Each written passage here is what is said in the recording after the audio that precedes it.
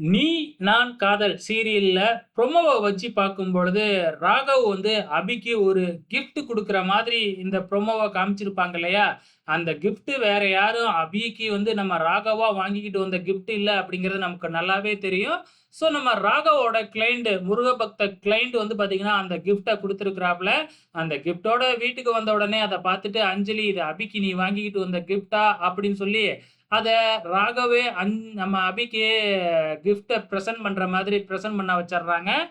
நம்ம அபியும் அத நம்பி நமக்காக தான் இவரு கிஃப்ட் வாங்கிக்கிட்டு வந்திருக்கிறாரு அப்படின்னு சொல்லி, ரொம்ப ஆர்வமாவே அத ஓப்பன் பண்ணி பார்த்தா, அதுக்குள்ள சூப்பரா அழகா ஒரு முருகன் சிலை தான் இருக்கு. அபிக்கு பயங்கரமான சந்தோஷம். நமக்கு புடிச்ச முருகன் சிலையே நம்ம பொறந்த நாளுக்கு கிஃப்ட்டா வாங்கி குடுத்துருக்கிறாரே அப்படின்னு சந்தோஷப்பட்டுக்கிட்டு இருக்கிறாங்க.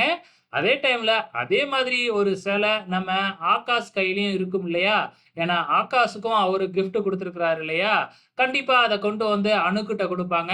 அணுவும் அத பிரிச்சு பார்த்துட்டு, "சூப்பரா இருக்கு முருகன் சிலை" அப்படின்னு சொல்லுவாங்க. இப்ப இதுல தான் பிரச்சனையே ஆரம்பிக்க போகுது. அபிக்கு இது தெரிய வந்ததுன்னா, அப்ப நம்ம பொறந்த நாளைக்கு ஒரு கிஃப்ட் வாங்கலையாட்டுக்கு அப்படின்னு தெரிய வந்ததுன்னா, ரொம்பவுமே வருத்தப்பட போறாங்க. ஸோ வெயிட் பண்ணி பார்க்கலாம்.